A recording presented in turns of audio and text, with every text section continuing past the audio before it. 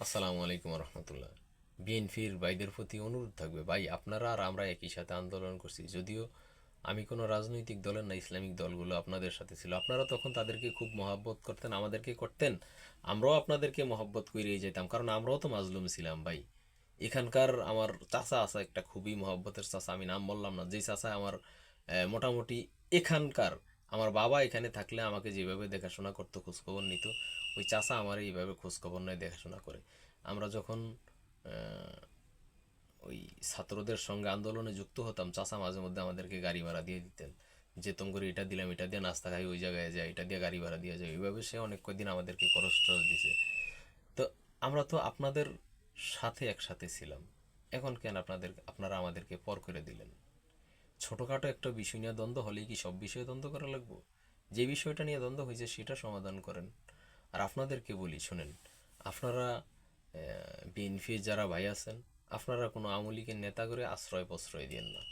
তারা যদি অপরাধ না করে থাকে, আইন তাদেরটা বুঝুক, কিন্তু আপনি দল হিসাবে, বিএনপির ভাই হিসাবে, পাওয়ার আছে এই হিসাবে আপনারা তাদেরকে কোনো আশ্রয় প্রশ্রয় দিয়েন না। অনুরোধ। তারা দল হিসাবে যদি নিরপরাধ হয়ে থাকে, আইন আছে, আদালত আছে।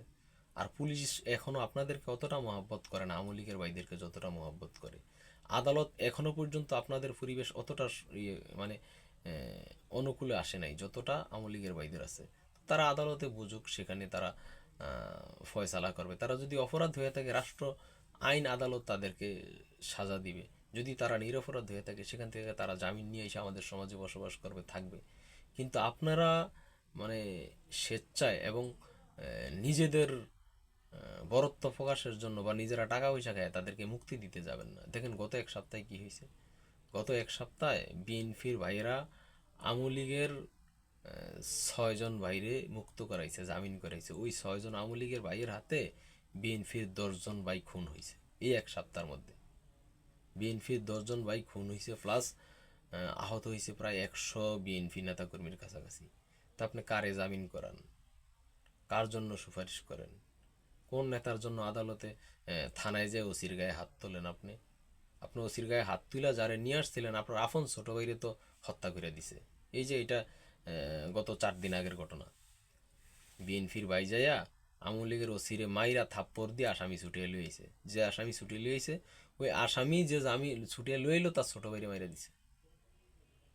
তো কারে সুপারিশ করেন, কার জন্য করেন? সতর্ক সাবধান হন। আওয়ামী লীগের ভাইয়েরা যদি নিরপরাধ হয়ে থাকে, সেটা আদালত আছে, আইন আছে, তারা বুঝবে, তারা সেখান থেকে জামিন নিয়ে এসে আমাদের সাথে বসবাস করুক, আমাদের কোনো সমস্যা নেই। কিন্তু আপনারা নিজেরা যাইয়া কেন তাদেরকে এইভাবে মুক্ত করতে যান আর আপনাদেরই সদস্য হারান? এটা একেবারেই মোটেই বোধগম্য না। আমার মনে হয় আপনারা এটা বোঝার চেষ্টা করবেন। তাদেরকে তাদেরটা বুঝতে দেন, আপনারা আপনার দলেরটা বুঝেন। আপনার দলের অনেক ত্যাগী নেতা আছে যারা এখনো পর্যন্ত কোনো সাহায্য সহযোগিতা পায় না, এর খোঁজ খবর নেন, এদেরকে সহযোগিতা করেন।